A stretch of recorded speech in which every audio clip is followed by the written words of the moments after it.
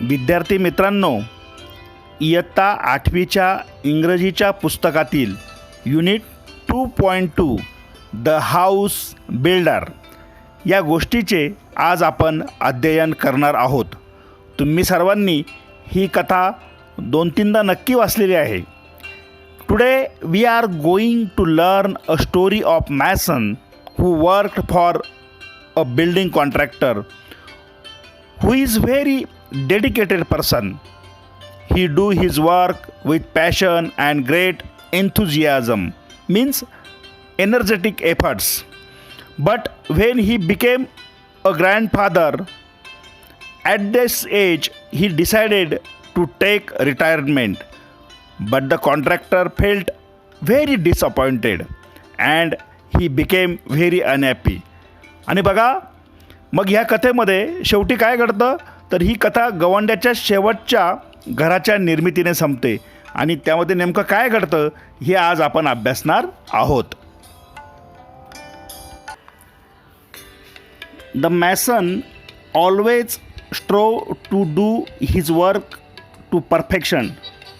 स्ट्रो means made great efforts and mason one who builds with stone, bricks, cement, ज्याला आपण गवंडी असं म्हणतो.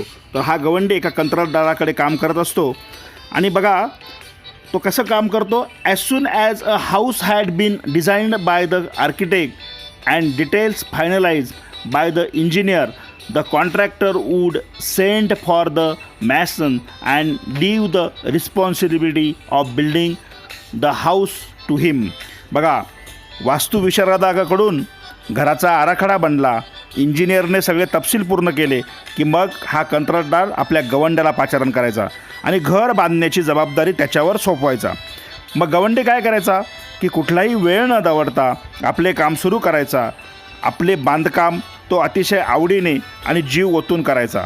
बांधकामासाठी लागलेली जी सामग्री असते ती अतिशय चांगल्या दर्जाची अचूक मापांचा वापर करत तो करायचा. म्हणजे मॅसन प्रत्येक गोष्ट उत्तम, आकर्षक आणि सफाईदार असेल याची खबरदारी घ्यायचा. त्यामुळे नव्या बांधलेल्या घरांच्या मालकांना बांधकामाच्या गुणवत्तेमुळे अपेक्षेपेक्षा अधिक समाधान मिळायचं. आणि इतकंच नाही, the mason does continued working with great devotion for many years. बघा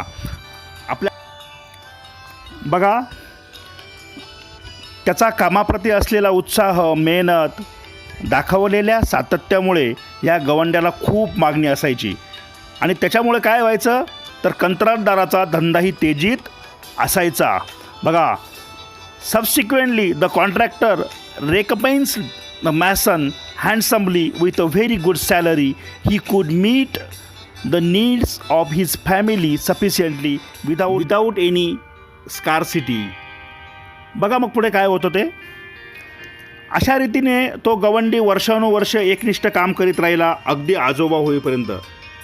बघा, आणि मग अशी एक वेळ येते की त्याला असं वाटतं की आता आपण रिटायर झालं पाहिजे, निवृत्त झालं पाहिजे आणि उर्वरित सगळा वेळ आपण आपल्या नातवंडांसमवेत व्यतीत केला पाहिजे.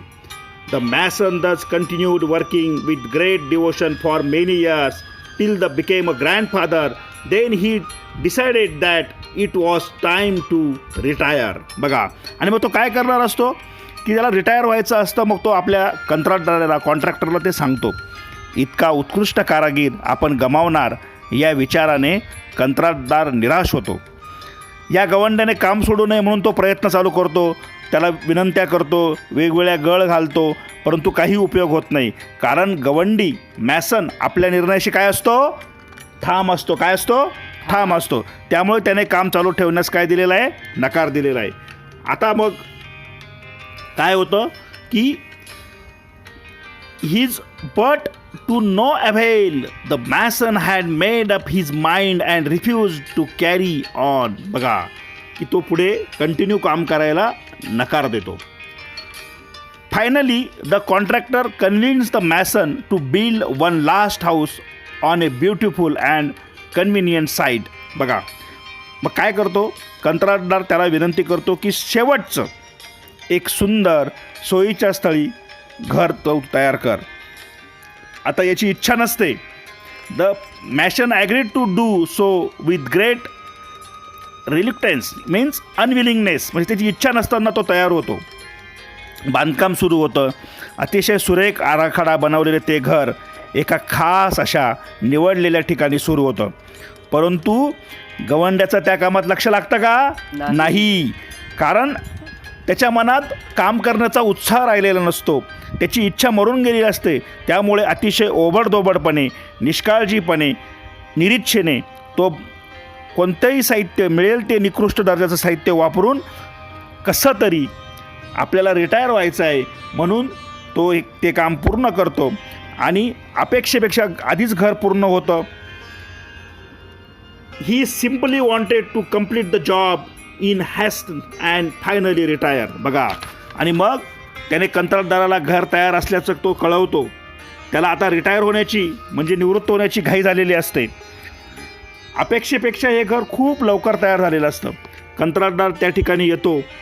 त्याच्या हातात आता एक फाईल असते ज्यामध्ये कायदेशीर कागदपत्र असतात. The house was ready earlier than expected. Very रफली made structure, weak walls, poor finish and did not look as good at all as designed. बघा, असं कसं तरी ओबडधोबडपणे पूर्ण केलेलं हे घर मॅसन पूर्ण करतो. कंत्राटदार येतो. त्याच्या हातामध्ये एक जी फाईल असते त्या फाईलमध्ये काय असतं? कागदपत्र असतं. आता बघा, गवंड्याने नव्या घराच्या किल्ल्या कॉन्ट्रॅक्टरकडे सुपूर्द केल्या, पण कॉन्ट्रॅक्टर घर पाहायला पुढे आला नाही. त्याऐवजी अतिशय हसऱ्या चेहऱ्याने त्याने हातातील फाईल घरांच्या किल्ल्यांसकट गवंड्याकडे सोपवली. बघा काय होतं? Instead with a broad smile he handed over the file along with the house keys to the mason and said beaming happy tone, these are the ownership documents of this new house in your name. The house is yours. I had planned it as a gift for you. तो काय म्हणतो की हे नवं घर तुझ्या नावावर करणारी सर्व कागदपत्र आहे. हे घर तुझे आहे. मी तुला तू केलेल्या कामाची भेट म्हणून हे घर द्यायचं ठरवलं होतं आणि मी ते घर तुला आज देत आहे. बघा, लिगल मीन्स कनेक्टेड टू लॉचा अर्थ काय आहे? बिमिंग मीन्स ग्रिंगिंग चिअरफुल, म्हणजे आनंदाने आणि हसत. चला, मला तुमच्यापैकी ही गोष्ट कोण एकदम थोडक्यात सांगून दाखवतो इथं वर्गामध्ये सगळ्यांसमोर? मी सांगू? हां, सांग बाळा तू. हा एक गवंडे असतो जो खूप चांगल्या प्रकारे काम करायचा. त्याच्यामुळे कॉन्ट्रॅक्टरला खूप नफा होत असे. पण एक दिवस तो गवंडी म्हातारा होतो. त्याला नातवंड होतात व तो ठरवतो की मी आता याच्यातून निवृत्त होईल व माझ्या नातवंडांसोबत वेळ घालवेल. त्याच्यामुळे तो कॉन्ट्रॅक्टर खूप निराश होतो. मग शेवटी तो त्याला सांगतो की तू एक शेवटचं घर बनव. जागाही खूप चांगली असते, त्याच्याकडे माणसेही खूप चांगले दिलेले असतात, पण त्याची ती काम करण्याची इच्छा नसते.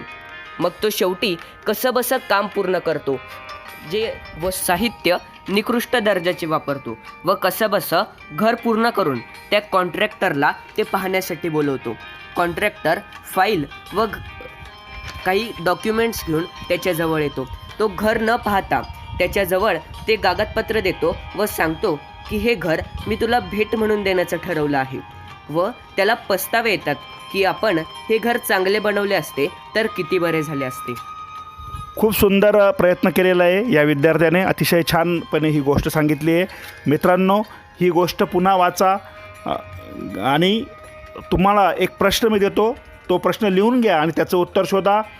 व्हिडिओ पुन्हा एकदा पहा. आवडल्यास लाईक, शेअर करा. चॅनल सबस्क्राईब करायला विसरू नका. धन्यवाद. Bye bye. Bye bye. Thank you.